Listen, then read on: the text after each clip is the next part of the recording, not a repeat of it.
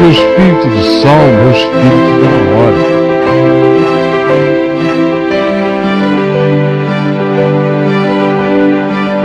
O salmo sempre apresenta a verdade com sinceridade total.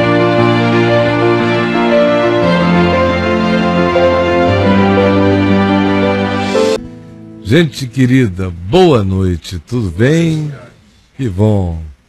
Eu quero dar continuidade com vocês aqui e com todos os muitos outros amigos que nos veem e ouvem pela VMV TV ao nosso caminhar no discernimento do descanso de Deus para a nossa vida, no divã de Deus, na perspectiva da experiência terapêutica, da expressão da sinceridade do ser como espiritualidade diante de Deus. Porque quanto mais humano, no sentido descrito na perspectiva do Evangelho sobre humanidade, que evoca Jesus como modelo de humanidade, porque ele é o Filho do Homem, e o chamado do Evangelho é para que eu me torne a semelhança de Jesus, o Filho do Homem.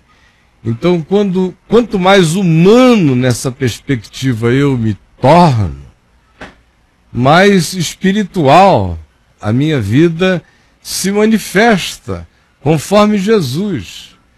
Porque em Jesus espiritualidade não é etereidade, não é se tornar etéreo, não é se fantasmagorizar para a vida, é o oposto disso.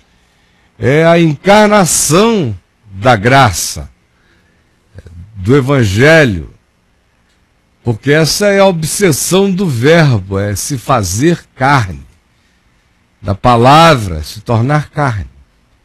Então, quanto mais a nossa humanidade se torne a nossa espiritualidade seja carregada de humanidade, mais o nosso existir é um orar sem cessar, mais o nosso existir é um salmodiar de sinceridade consciente na presença de Deus, e muito mais profundamente nós caminharemos em saúde humana renovada e renovável em nós, porque há um processo natural de cura em toda a admissão sincera da realidade diante de Deus e em toda troca honesta da nossa alma e da nossa percepção da vida com o que seja real na presença de Deus.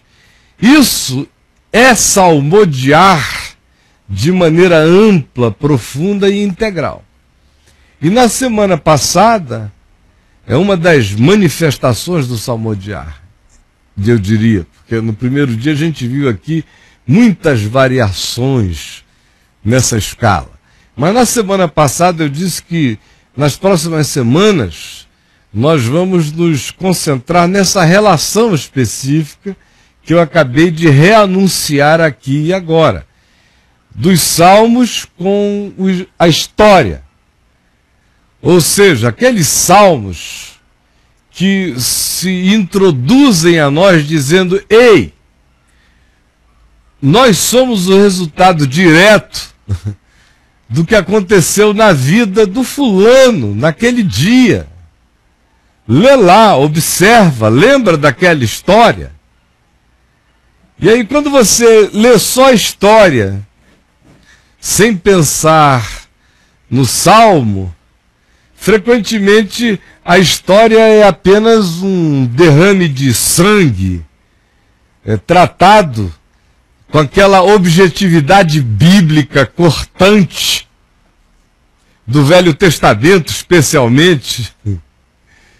Quando você lê o Salmo, todavia, você aprende que no meio daquela expressão objetiva, primitivamente absorvedora da catástrofe que a narrativa do Velho Testamento apresenta, sem praticamente nenhuma sofisticação psicológica da história e sem nenhuma psicologia do ocorrido, simplesmente narrativa conforme foi, todavia não aconteceu sem a dor, a angústia, a perplexidade, a humanidade de indivíduos sendo profundamente afetadas, de modo que ninguém fica impressionado pelo narrar seco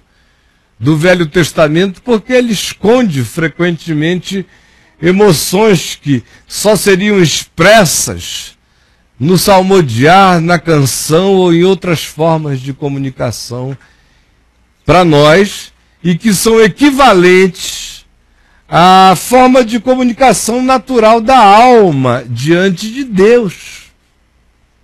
E mais do que isso, nos mostram como a existência esconde os salmos da vida frequentemente, de como quem está olhando de longe não está tendo a habilidade de ler os salmos que estão sendo brotados nas existências à nossa volta.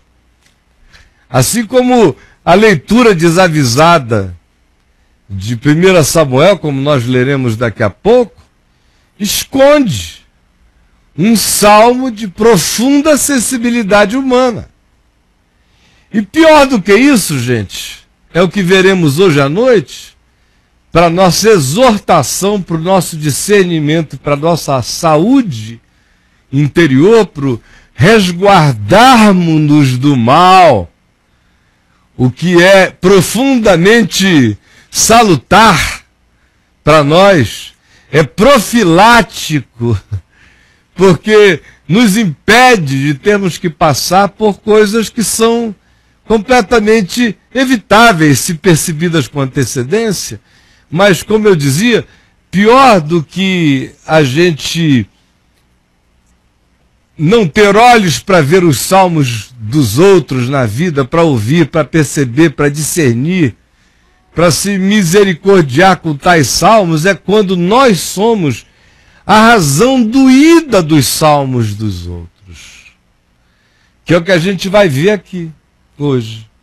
É quando um cara,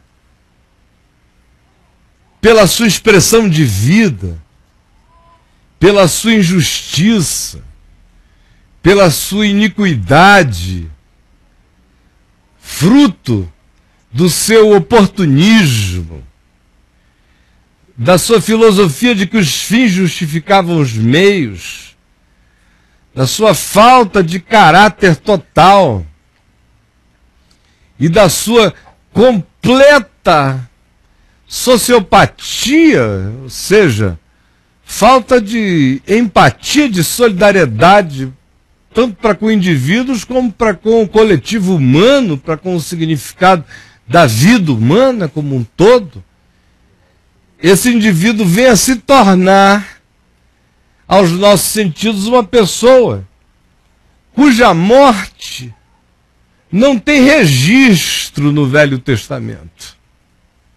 Não tem. E nem precisa. Porque o salmo que é feito acerca dele já se transforma num epitáfio psicológico do indivíduo. Já diz aqui jaz fulano. Por isso, provavelmente não se precisou nem narrar a morte dele. Nos dias de Davi, ou logo depois, mas provavelmente ainda enquanto Davi estava vivo, quando se narrou a morte de tantos outros, a dele não. E eu hoje pedi a Adriana para, enquanto eu descansava a mente, ela pesquisasse para mim, lesse para mim algumas coisas, e ela só conseguiu achar referências em todas as chaves bíblicas àquele personagem vinculadamente às três únicas que nós vamos ver aqui e agora. Porque não existe o registro do final da vida dele. E vocês verão, porque o salmo que a existência dele provocou como oração se transformou no epitáfio, na lápide da existência do indivíduo. E eu disse que seria uma exortação profilática para nós, o que é a terapia para o ser, receber exortações profiláticas para a existência. É divã de Deus antecipado para a nossa vida, quando a gente se impede na vida de justificadamente para o outro se tornar num salmo de agonia do próximo. Quando a gente evita na vida virar arquétipo, como é o caso desse Doeg, acerca do qual nós veremos, vira uma arquetipia, se transforma num salmo. É quando o indivíduo se transforma num ente do inconsciente coletivo. Há pessoas que se transformam em entes perversos do inconsciente coletivo familiar, por exemplo. Representa uma arquetipia de convergência de medos, ou de perplexidades, ou de angústias, ou de suspeições, ou do pior de tudo e de todos, no seio de uma família. Pelo que faz, pelo que expressa, pelo modo como age, ou pelas suas omissões, seja como for. Se transforma num salmo desse que veremos, onde a perplexidade do outro, carregada de certezas diante da observação, não só a que ele mesmo fez, mas que a coletividade humana que convivia com o indivíduo percebia, expressava e dizia, se manifesta como um sentir diante de Deus que diz: ó Deus, olha tal homem.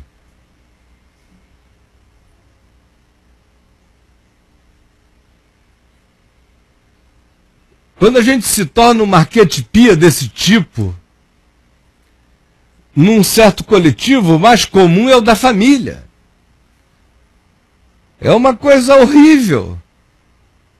Porque ninguém pense que precisa haver ações divinas nisso. A construção dessa psicologia, desse fenômeno, aonde a vida de um se transforma na perplexidade de muitos, vira uma arquetipia viva na imaginação e no sentir dos que com ele convivem, se transforma numa expressão da alma, num salmo de sinceridade, ante a esmagadora certeza da existência de uma pessoa que prova quem é por um cotidiano sistemático e crônico de maldade. E se transforma num salmo contra mim, quando eu sou esse indivíduo. Às vezes, para além da família, isso vai atingindo outros níveis. Há pessoas que são galvanizadoras desse espírito em relações muito mais amplas. Depende do alcance, da influência, do poder, da implicação, da consequência, da ação da gente, com essa consistência, até onde ela alcance, atinja. Maior é tal volume, mais escrito fica tal salmo, intensamente. São verdadeiras assombrações que são produzidas pelas reações ao nosso ser. Isso pode tomar todas as proporções, como eu disse, depende da intensidade da ação. Eu creio que uma vez que essa introdução esteja feita, tudo mais ficará facinho, facinho de entender, compreenderam? Porque aí é quase já ler para cego. Depois disso, pela 10ª vez, porque já tem uma pavimentação que vai introduzir cada um de nós imediatamente nessa percepção do que eu acabei de falar. O Salmo que nós leremos é o 52. Salmo 52. Que acontece como expressão da alma de Davi no dia em que o único sobrevivente da casa do sacerdote Aimeleque, o Abimeleque, é a mesma coisa, sobre o qual nós falamos na quarta-feira passada, lembram?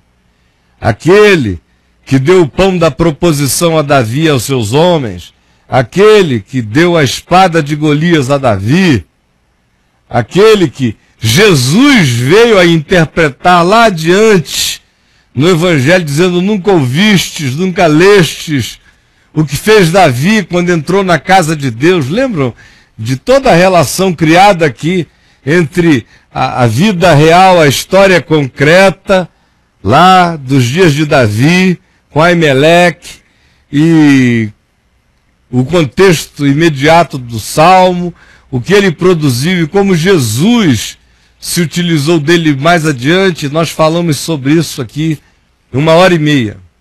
Pois bem, dando sequência, pegando exatamente daquele ponto em diante, é que este salmo prossegue. Porque ali se diz que no dia em que Davi chegou na casa de Aimeleque, o Abimeleque, para pedir pão, e chegou desarmado, e tinha deixado os seus homens para trás, e chegou naquela de não gerar amedrontamento do sacerdote. E aí ele tinha aqui, a gente lê no contexto, que ele tinha entregue as armas aos seus homens e dito: levai minhas armas para a cidade. Ele chegou lá sem nada. E aí teve aquela história toda que eu descrevi, ele com fome, os homens com fome, ele pediu permissão para comer do pão do altar. E o sacerdote consentiu. E no fim ele pediu a espada. Enquanto isso acontece, se diz: ora, estava presente ali Doeg, um dos pastores de Saul, de olho, vendo tudinho ali, o que estava rolando. Preso estava ele lá, por alguma infração cometida. Religião e polícia no Israel antigo e nas civilizações antigas estavam misturados. Vocês veem que, por exemplo, Jesus ficou preso uma noite inteira ainda, já no 1º século, na casa do sumo sacerdote Caifás, até ser entregue somente no dia seguinte para a autoridade romana. Então, naqueles dias lá atrás, não seria nem um pouco estranho que, naquele lugar religioso, houvesse uma cela ali também para prender um indivíduo nesse estado de transgressão, e que o rei determinasse que ficasse naquela cadeia particular das proximidades do ambiente sacerdotal, lá em Nob, conforme diz aqui a descrição do Velho Testamento em 1 Samuel.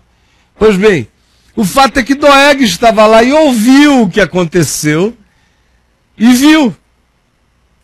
E Davi percebeu que ele estava lá.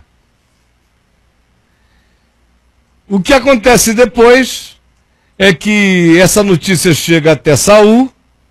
Saul fica sabendo da visita de Davi a Aimeleque e o Abimeleque, e não tem notícias mais precisas, mas Doeg, agora já liberto, livre, está de novo na presença do rei Saul e diz: olha, eu sei o que foi que aconteceu.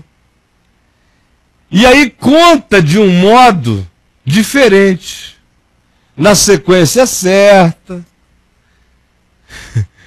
de maneira politicamente correta, mas ensejando uma outra interpretação, uma outra atitude, um outro espírito completamente diferente no coração do sacerdote, do qual ele estava ressentido, em relação a quem ele estava ressentido, porque Aimeleque tinha cumprido uma ordem de Saul e tinha mantido Doeg preso lá. Se ele pudesse, ele se vingaria de Saul. Mas como Saul era o rei, sobra para quem cumpriu a ordem nesse caso. Porque, diga-se tudo de Abimeleque, menos que ele tenha sido insincero com o rei. Vocês lembram como o próprio Davi, preocupado em não comprometê-lo, contou já uma história diminuída para poupá-lo de ter que saber demais, de ser muito informado, e aí se acumpliciar desnecessariamente. Davi praticamente omite quase tudo, para deixar o cara na ignorância. Como frequentemente quem quer fazer e quer proteger pessoas que não tem nada a ver com algo que pode ser perigoso e que envolva a nossa vida, poupa o outro de qualquer que seja a informação para que, por nenhuma via, por nenhum meio, por curiosidade ou simplesmente pela maldade de terceiros tentando arrancar com fórceps aquela notícia, o indivíduo não tem o que dizer e na sua inocência ele apresente a sua defesa, cujo escudo de poder é infinitamente maior do que qualquer que seja a blindagem daqueles que, tendo uma informação, a escondam muito bem. Então, foi assim que já Davi agiu, para protegê-lo. E ele agiu com decência em todas as coisas que fez. Em tempo algum ele assumiu que tinha um ódio da parte de Saul para com Davi. Talvez soubesse, ele dissesse: olha, vai o teu caminho, mas não me põe nessa luta, não é minha, não posso fazer nada. Mas Davi o poupou daquilo e ele serviu Davi com sinceridade, ele gostava de Davi. E aí quando Doeg o compromete, mandam chamar a Abimeleque na presença do rei. E chegando lá, Saul o execra todo. E diz que ele era um traidor abominável. E aí, manda que os soldados de Israel, os homens de Israel, matem o sacerdote e 85 membros da sua família e da classe sacerdotal. Porém, os militares a seu serviço imediato se negaram a matar os sacerdotes porque temeram a Deus em seus corações. Mexerem e tocarem naqueles homens inocentes de tudo aquilo, e eles sabiam. E aí Saul, irado, ordenou a Doeg o X9. Esse é o salmo que os X9 produzem na alma do próximo. Então, mandou que o X9 os matasse. O X9 pegou e matou a todos os 85. E mais do que isso, não satisfeito, foi até a cidade onde ele ficara encarcerado, na cidade sacerdotal de Nob, e matou a cidade inteira, mulheres e crianças. Escapou só um filho do sacerdote Aimeleque. E quando ele chegou até a presença de Davi, foi que ele narrou essa história que eu estou contando aqui para vocês. E essa história que produz este salmo, que diz que é Davi, cuja introdução a ele tem as seguintes palavras: ao mestre de canto, salmo didático de Davi, quando Doeg, edomita, fez saber a Saul que Davi entrara na casa de Abimeleque ou Aimeleque, conforme a gente lê no primeiro livro de Samuel, no capítulo 22, versos 9 e 10.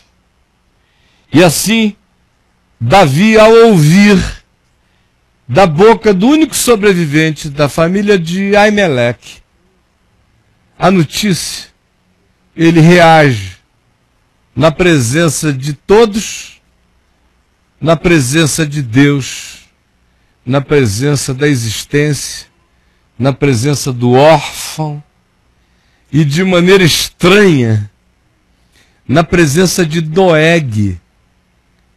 Porque essa é uma outra coisa que a gente precisa saber. Quando a gente se torna o salmo do próximo,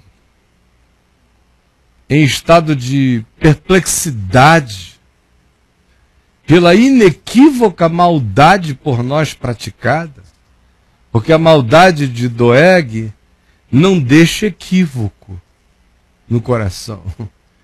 Como você justifica falsificar uma história para incriminar inocentes? Do nada.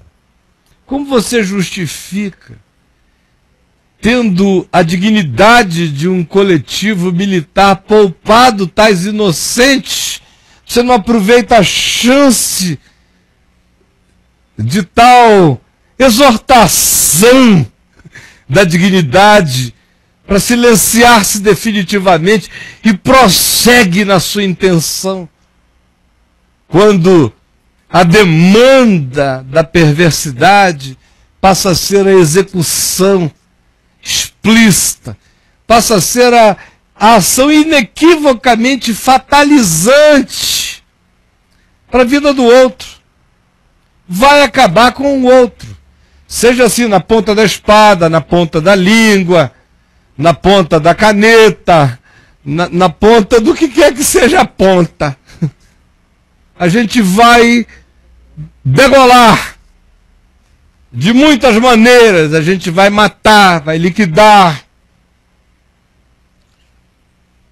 Por causa de ressentimentos. Ainda que a gente diga, estou cumprindo ordens.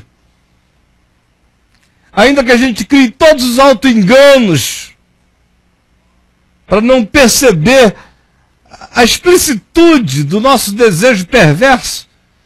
Porque, em momento algum, na leitura lá de 1 Samuel, no capítulo 21, você vai encontrar qualquer confissão de Doeg com relação ao desejo dele de matar Aimeleque, ou todos os sacerdotes, liquidar a cidade de Nob. Não tem nada disso. Mas estava guardado dentro dele. Ele só chegou e, nas circunstâncias, se deixou levar, se deixou ajudar no sentido de uma manipulação dessa palavra e apenas relacioná-la a Judas mesmo. Não a ajuda, mas deixar-se judificar por si mesmo, virar-se o Judas de si próprio. Ajudar-se na morte, que é o que ele faz. Ele aproveita a circunstância para dar uma informação que você lê aqui em 1 Samuel, e ao ler não diz, mas não há nenhuma palavra incriminatória, não, só há um espírito incriminador.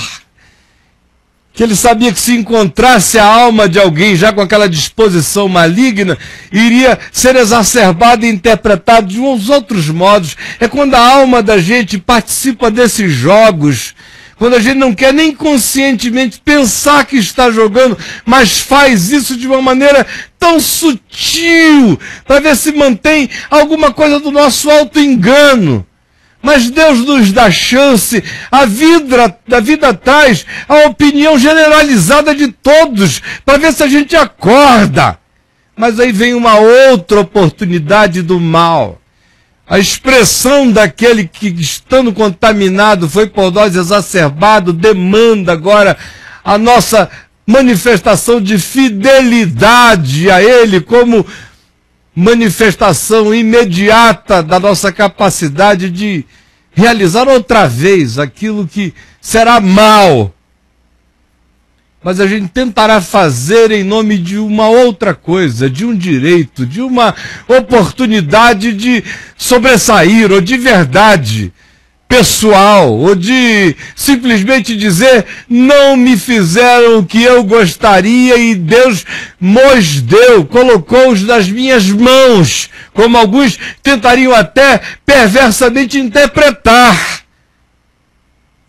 Mas não há ninguém que vendo, que assistindo, que discernindo e vendo até aonde a pessoa leva, até que consequências mantém e carrega a implicação do seu estado de antipatia, ou de raiva, ou de ressentimento, ou seja, de que fosse, ou apenas de oportunismo, de não perder a chance de me fortalecer em relação a quem pode mais, seja o que for, ou tudo isto, produz inevitavelmente um salmo como esse diante dos céus, e que já é a própria expressão da finalização da nossa vida. Se não houver o mistério de um arrependimento profundo na nossa vida, a gente vira o nosso próprio epitáfio, a gente vira a nossa própria inscrição de sepultura, de lápide. Por que te glorias na maldade, ó homem poderoso? Pois a bondade de Deus é que dura para sempre.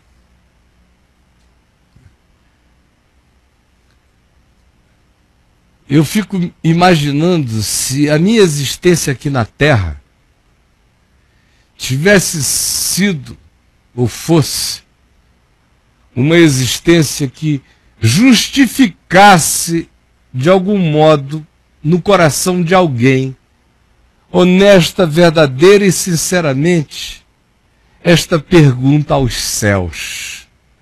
Olha que pergunta. Quando a gente é indagado na presença dos céus. Por que te glorias na maldade, ó homem que podes? Por quê? Deus me livre de ser objeto de uma indagação espiritual desse tipo a meu respeito, com significação de ser, com razão de ser, para o outro, para o indagador, diante da celestialidade. Peça ao Senhor e esforce-se no seu coração para nunca justificar de nenhum modo no coração de ninguém essa indagação como oração, como salmo a seu respeito. Pois a bondade de Deus é que dura para sempre, não a maldade. A tua língua urde planos de destruição, doces lisos como os de Doeg foram. E qual navalha afiada, ó praticadora de enganos, é a tua língua. Uma navalha fina, a língua do Doeg.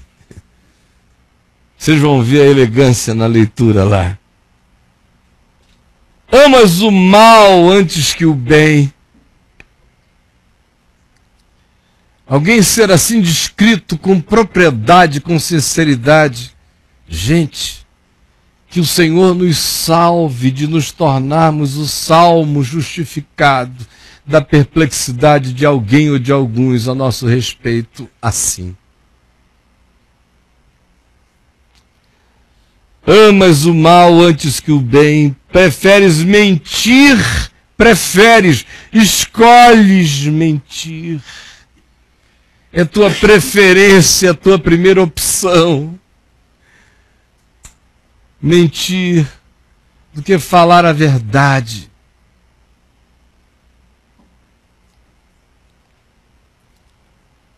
E mais do que isso, amas todas as palavras devoradoras. Olha só. Quando com propriedade e significação alguém diz uma coisa dessa natureza a nosso respeito, imaginem o eco de tal declaração como salmo profético contra a nossa vida diante dos céus. Eu temo e tremo. Amas todas as palavras devoradoras. É quando você escolhe dizer aquilo que vai comer gente. As nossas palavras, as nossas construções, as nossas elaborações são todas resultado dos nossos sentimentos, das nossas amarguras, dos nossos juízos, das nossas antipatias, das nossas predefinições acerca do próximo, como foi no caso de Doeg. Se a isso ele somava interesses políticos de outra natureza, o que certamente também existia, porque o interessado na informação era o rei, não há dúvida, mas a realidade da subjetividade amargurada na presença dele está presente, porque ele estava prisioneiro lá. Daí a raiva dele para querer extirpar aquilo tudo. Mas nada justifica esse endiabramento do indivíduo.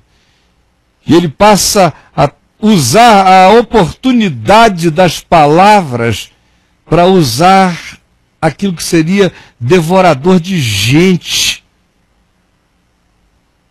E que veio acontecer é quando o que eu digo, ou o que eu insinuo, ou o que eu tenho o poder de induzir,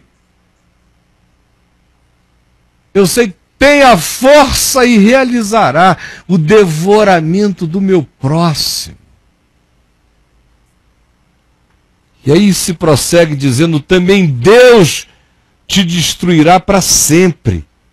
Há de arrebentar-te e arrancar-te da tua tenda, da tua morada, da tua segurança, e te extirpará da terra dos viventes.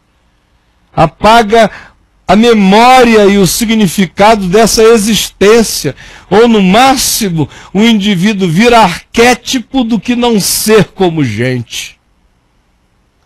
Os justos hão de ver isto tudo e temerão e dirão, Deus me salve de assim ser, ao mesmo tempo em que ambivalentemente muitos rirão de tal louco, dizendo, eis aí o homem, olha o epitáfio dele, olha a lápide dele, olha o que ele escreveu com a vida, olha o salmo de cemitério que ele produziu. Por isso eu disse que não se narra a morte desse indivíduo, que certamente morreu aí pelos dias de Davi, e todos os que tiveram alguma passagem dessa importância na vida de Davi que morreram, as mortes são registradas, mas Doeg morreu aqui, quando este salmo foi falado. Não morreu fisicamente. Ele morreu pior do que fisicamente, ele virou um arquétipo do que não ser. Um salmo contra a morte, sendo ele a arquetipia do matar, do destruir. Eis o homem que não fazia de Deus a sua fortaleza. Porque o homem que faz de Deus a sua fortaleza nunca se torna um Doeg. Ninguém que conhece a Deus se doeguitiza de nenhum modo. Eis aí o homem que não fazia de Deus o seu refúgio, que achava que a sua fortaleza era o rei, era o upgrade político, ou era destruir aqueles que tinham conhecido a ele inferiorizadamente como alguém que esteve sob o controle de outros e agora, em tendo a oportunidade, vingar-se-á, que sente essa necessidade histórica de supremacia, o que não passa da mais terrível maldade apelidada de supremacia. Eis o homem que não fazia de Deus a sua fortaleza. Antes, confiava na abundância dos seus próprios bens, nos seus tesouros, nos seus poderes, nas suas manifestações de sucesso midiático, em tudo que ele podia alcançar.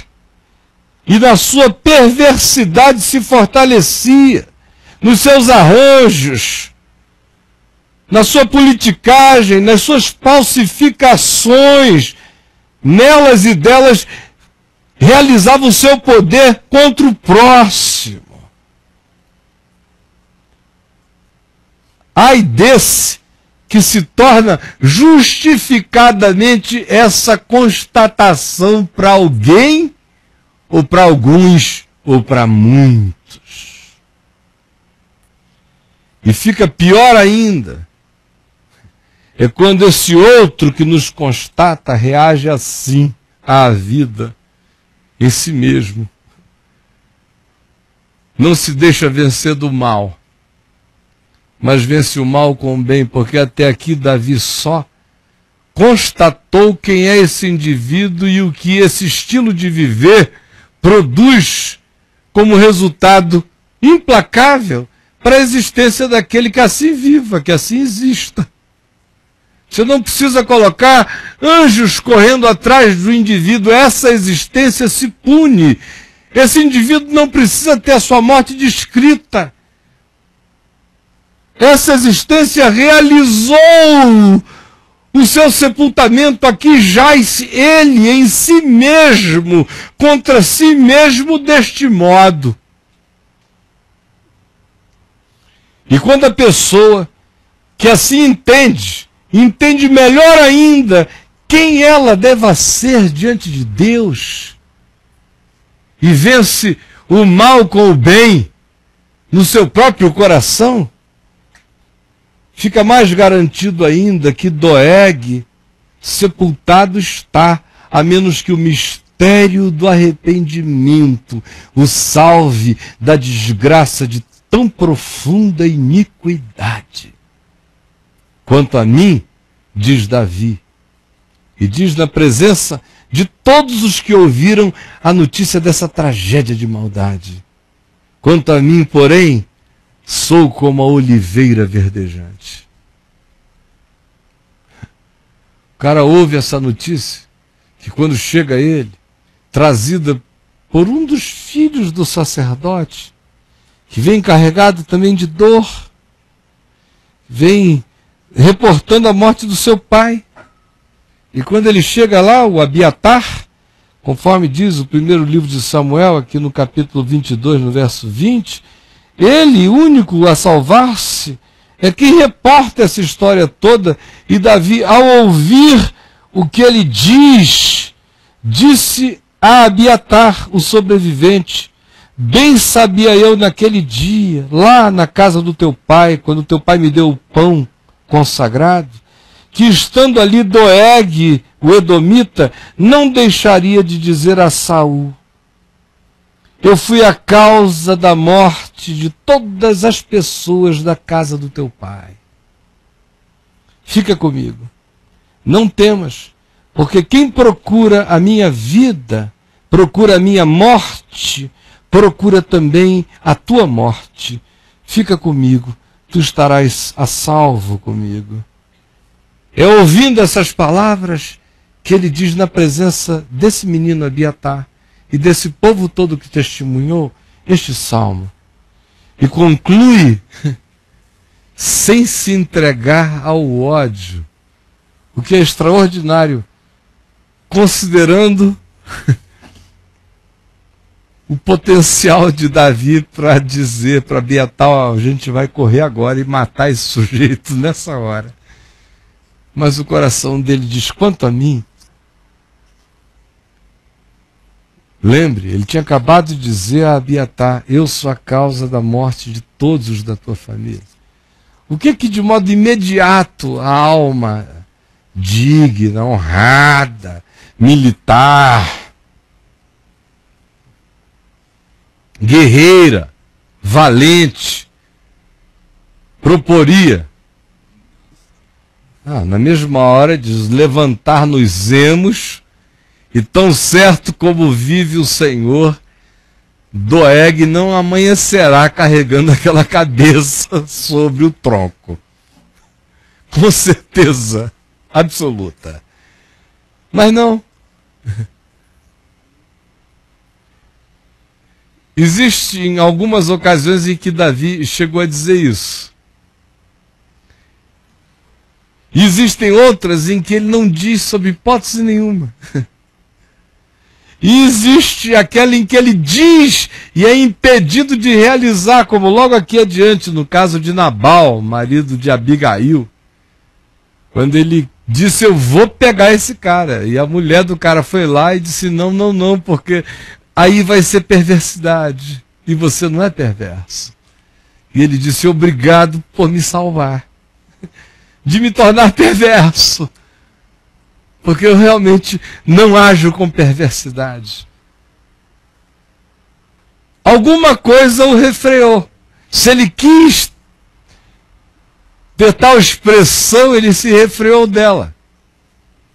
Ou se ele não quis ter tal expressão, é porque dentro dele, certamente, o expressar aquilo iria fazer com que ele tentasse vencer o mal com o mal.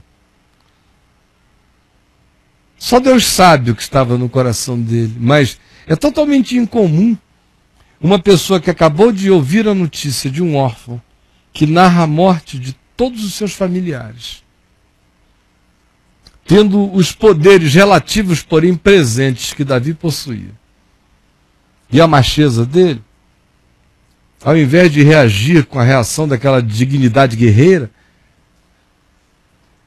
depois de ter admitido que a família toda e todos da descendência do garoto tinham morrido por sua causa, o cara sair com essa.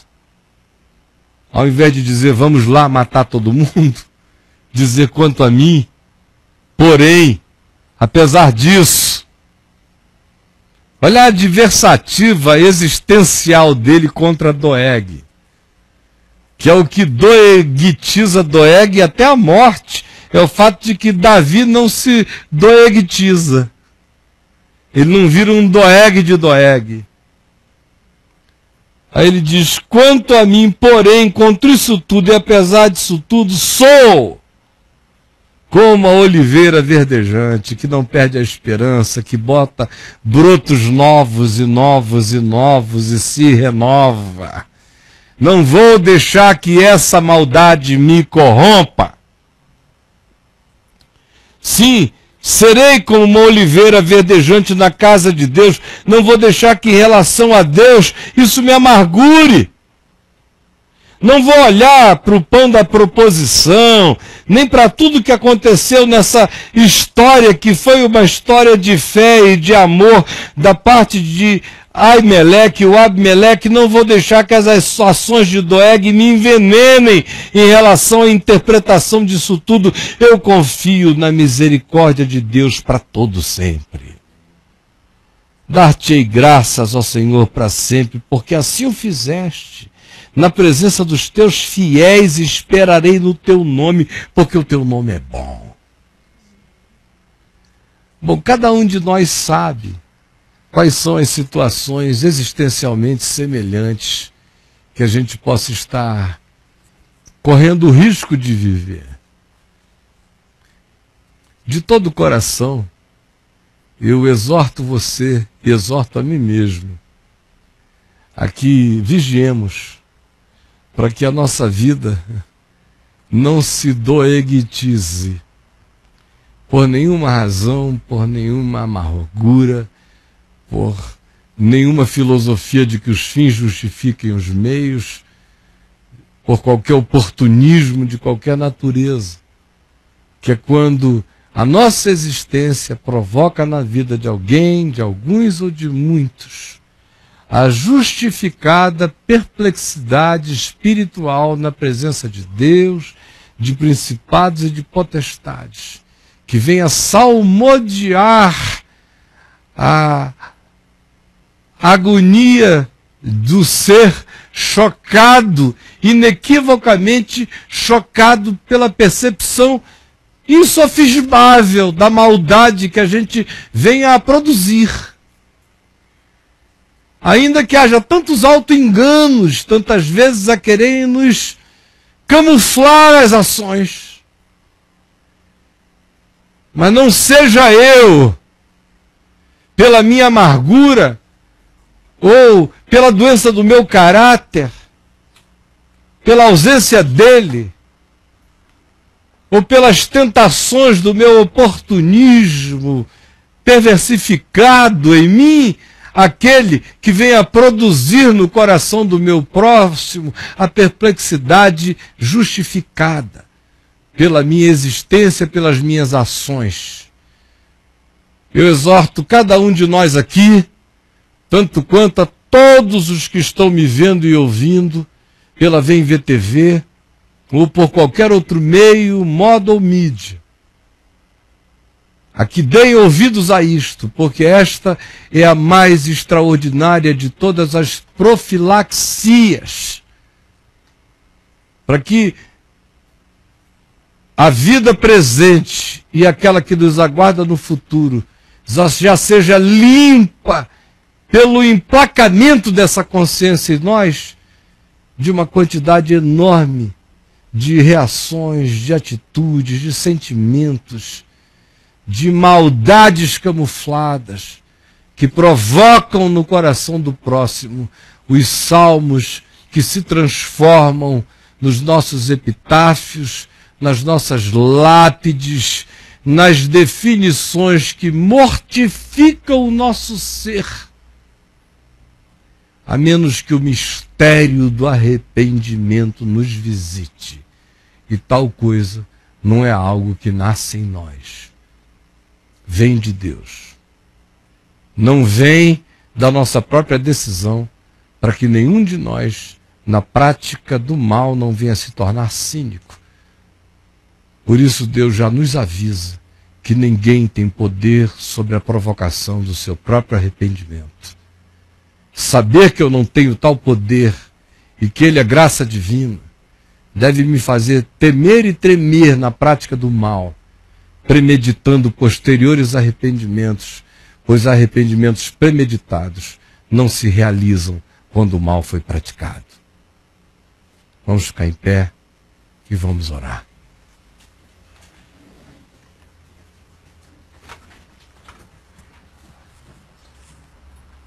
Você veio aqui para o divã de Deus e deve estar se perguntando, mas que terapia é essa? É aquela que começa a nos prevenir quanto à realidade do mal e à nascente sutil dele no nosso coração. E como nós mesmos tantas vezes viramos a nossa própria lápide, com inscrições que salmodiam profeticamente a nossa existência como uma arquetipia negativa na interpretação do próximo, seja ele seu marido, sua mulher, seu filho, seu pai, seus empregados ou seu patrão, seus parentes, seus amigos, sejam eles quem forem, você sabe onde anda, como vive e o que faz. Então, perceba-se em relação à vida Isso é cura para a alma, é prevenção de muitas agonias. É descanso de Deus. Deus não nos quer no divã, Ele nos quer andando no descanso. O divã é quando a gente ou cansou demais e deita lá, ou se feriu todo e deita para ser ferido, para ser tratado da ferida, mas se a gente puder preveni-las, Deus ama a graça acolhida com prazer, não por causa das terapias e das pedagogias das dores no nosso ser. Que assim seja também, mas que a sabedoria nos ajude a não precisarmos de tanto na vida. Obrigado, Senhor, por esse encontro singelo aqui e pelos muitos que afluíram no Brasil inteiro e na terra toda para participar desta hora. Eu quero pedir que no coração de cada um de nós a tua palavra tenha sido prevenção contra a malignidade. E que só o tempo mostre e prove, e a eternidade mais ainda, como essa noite foi pura graça preventiva para o nosso ser. É o que eu te imploro, em nome de Jesus. Amém, amém e amém. Porque o espírito do salmo é o espírito da hora.